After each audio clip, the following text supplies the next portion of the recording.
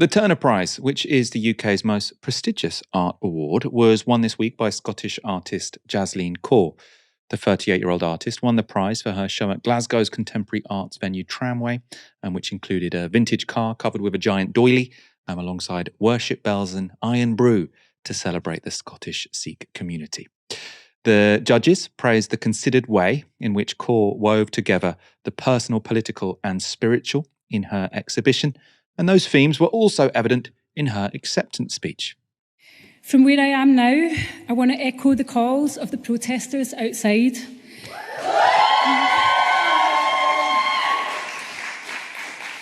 A protest made up of artists, culture workers, Tate staff, students who I stand firmly with.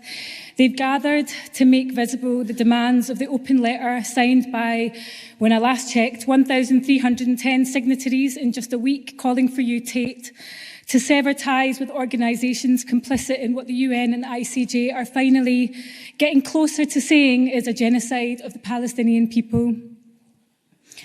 This is not a radical demand. This should not risk an artist's career or safety.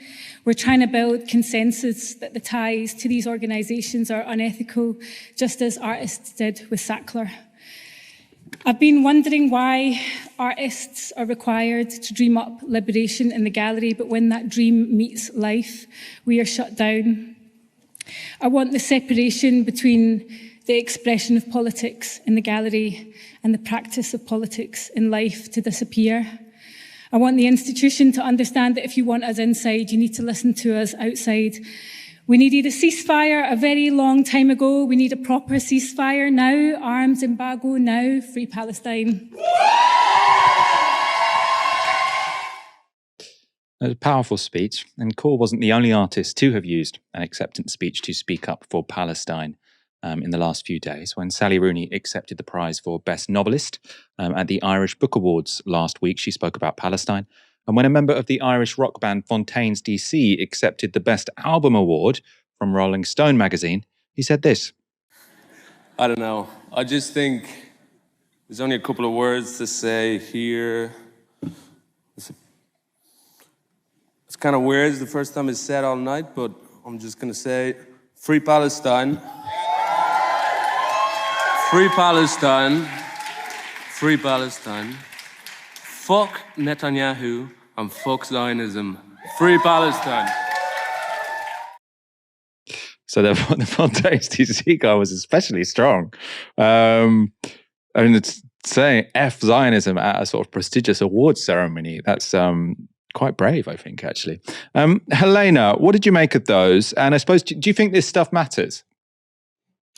Well, yes and no, in a way. So, first of all, any voice being added to the chorus of voices calling for Palestinian liberation, they're all needed and they are all good. It's always good to expand the amount of people who are calling for ceasefires, calling for arms embargoes, who are expressing solidarity with the Palestinian cause. And I will always welcome people who have platforms to use their platforms to speak up for this, obviously this incredibly important issue that is never going to go away when it hasn't gone away for the last 50 years at the very least, right? This is something that is clearly important. I really liked Juliet Stevenson using some time to talk about Palestine very, very recently, a very, very powerful speech that she gave as well. But I would have a word of caution with what we're seeing, and that is that one thing that seems to have permeated political culture quite a lot very recently is that there just seemed to be a kind of pushback against this idea of activist celebrities, right? So people who otherwise don't have many other concerns because they're in pretty privileged positions, talking about issues that they care about. I personally, obviously, I'm not a cynic. I think they genuinely care about these issues. But there is an issue that we have, there's a problem with outwardly looking to people who would otherwise be brought into the cause that we all support, perceiving it to be only the preserve of activist celebrity types, as these are the kind of people who we see having a position to speak about these things. Now, I we look at the polling, we all see that within the UK broadly, there is a consensus in supporting the Palestinians, in opposing people like Netanyahu and wanting things like arms embargoes and political sanctions and boycotts, loads of different things, see broad support in the country. But if we get to the point where people are only seeing those who are talking about this through the lens of like celebrities talking about it or cultural figures endorsing these things and using their platforms to speak about it, that can have a negative effect on people's perceptions of the campaign and thinking of it as being a part of the elites, right? Elites who don't have any other concerns, so they have a time to be activists over these sorts of things. This is, for example, I'm not saying that these are the same thing, because obviously these are on opposite ends of the political spectrum, specifically on this issue. This is a kind of thing that hurt the Kamala Harris campaign in America.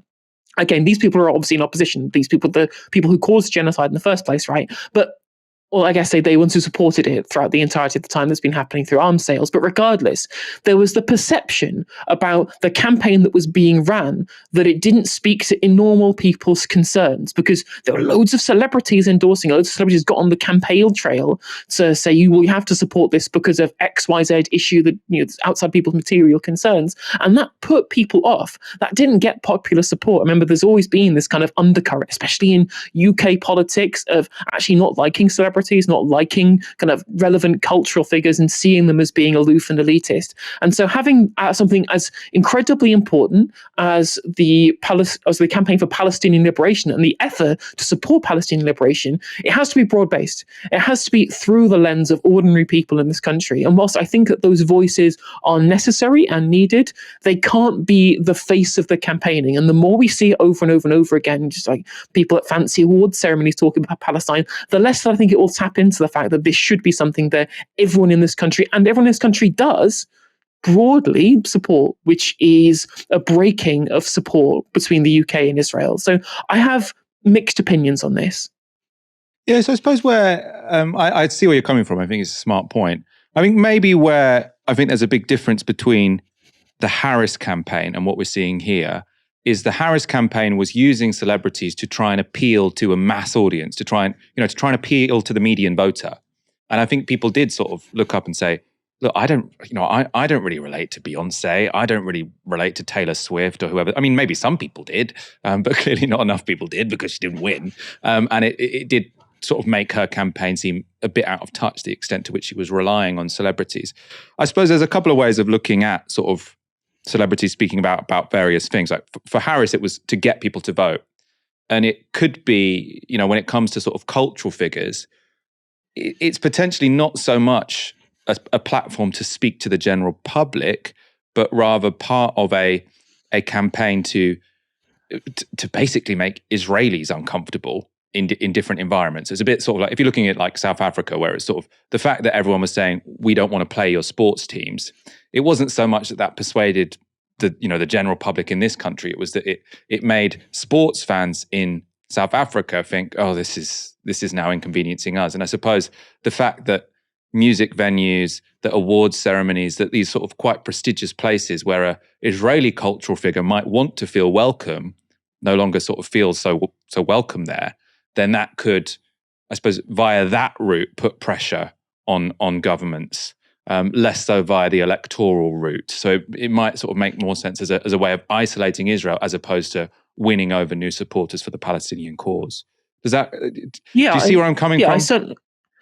Yeah, absolutely. I think you're right. And that's why I say that I think it's good that they do it, but I have some concerns over how that might look to people, because whilst you and I probably both agree that a lot of these people who are saying these things are doing it 100% sincerely. This is, we look at the genocide that we see, we look at the scenes coming out of Gaza, and we have this instant gut human reaction. I think that a lot of people are going to be a lot more cynical than you or I, and will look at celebrities making these endorsements and going, well, these are just people who are out there that are trying to get woke points. They're trying to look woke by speaking up about this specific issue. I mean, we all seems to be that whenever we see, I don't know, celebrities endorsing children in need, need and going, well, you people have loads of money, right? Obviously, I know Jocelyn Cower doesn't have loads of money, but you know what I mean when you look at any kind of media individual, when you look at like the Fontaine's DC, for example, and say, well, you have money, you could be doing things with regards to children in need, and yet all you're doing is talking about it. Obviously, the difference, of course, the Palestinian cause, this is a political issue. This is a political issue that will require political solutions rather than